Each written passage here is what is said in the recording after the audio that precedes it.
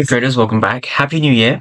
And we're now going to be going straight into part 5 of the order flow series, right? So I get a lot of questions about how you can handle psychology, how you can handle trade management, how you can handle your own emotions in the markets, right? Trading NQ, right? So I'll go, change my chart colors and then we're ready to go. So I want to start by asking you, if you've suffered from patience or greed, this video should hopefully give you a strategy or a foundation to allow you to trade without greed or fear. We want to instill patience and fearlessness into every trader. Let's dive into it. Now, there's 3 things I look for when it comes to trading NQ or ES on the 15-minute time frame. So step number 1 is we're looking for a 15-minute fair value gap. So the reason 15-minute fair value gaps are so important is because price will often respect them very, very accurately.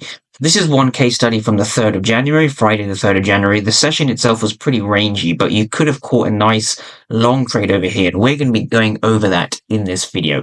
Another thing I wanted to mention, start of the year, we have a new mentorship rolling at Price Action Labs. We have some people on the waiting list. We have some people on the email list. So if you'd like to get free personal one-on-one sessions with me once a week, just comment in this video below and I'll be more than happy to send you a link. We can book a call and see if it's a right fit for you, right? But enough on the mentorship. Let's get into the video. So step 1, we look for a fair value gap. So we have a 15-minute fair value gap just over here.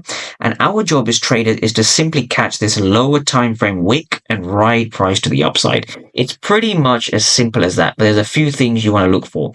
So step number 1 is understanding 15-minute fair value gaps are very important. Step number 2 is, of course, having the patience to wait for the fair value gaps to be hit in the first place. So let's quickly break down how price has done that. So now that we're on the 1-minute time frame, the first thing we should highlight very quickly is that we have some equal highs up here, and we're waiting for price to get down to this level before taking any potential longs. Okay, so if we just continue to play price on, what we can see over here, now price has entered this zone over here. We also have some sell side liquidity prices also taken out.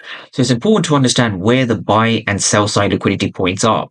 So step number 2 is we're waiting for a mitigation into the zone itself. So that's step number 2. We want to be waiting for price to get into the zone itself. Okay. Now from here, we need to pay attention to the fair value gaps on the lower time frames.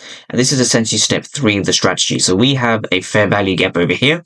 What we're looking for is essentially very simple. Now that we've had a tap of a higher time frame level, a 50-minute level, we're waiting for price to kind of break this zone. And then we want to be entering off the reaction of this zone. This is pretty much how the strategy itself unravels. But before we go into this, we should understand what's happening over here on the footprint charts. So the footprint charts will give you a much greater indication as to what is actually going on. So here on the footprint charts, we have the exact same price action you saw earlier, but we're now going to be dissecting what was going on at this particular level. And in order for us to do that, we need to understand what was going on within the candle itself. So this is the fair value gap, and this is the candle that rejected.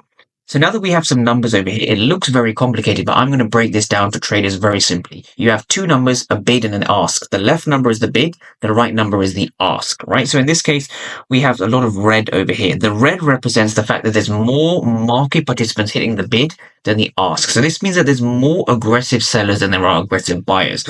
What does this mean to us as a trader?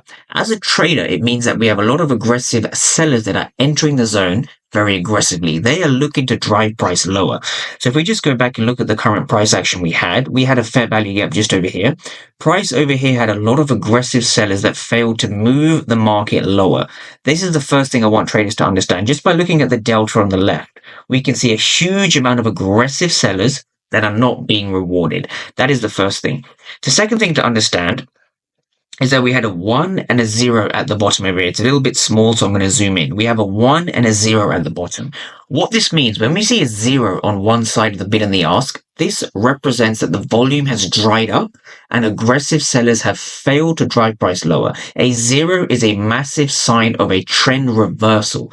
This is something I want traders to understand from the footprint chart. So we use the delta and the volume to predict future reversals at 15-minute fair value gaps. And now once we understand that we had a lot of aggressive sellers within this region, when we hop back down to a regular candlestick chart, we can now begin to look for potential buys. And the reason we look for potential buys is just over here in this region. We see a violation of the most recent bearish fair value gap. If I continue to play price on, it becomes a little bit more interesting, right? So now that we have this region, a few things have happened, right? The first thing to understand is that we have a lot of aggressive sellers in this region that have failed. That is step 1.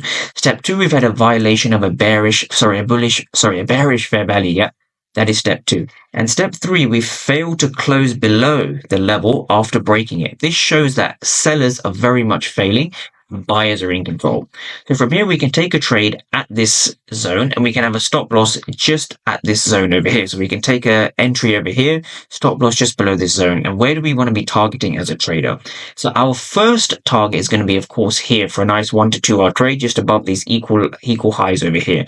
These equal highs are essentially the first target of the trade. So it's a really good scalp you could have potentially taken.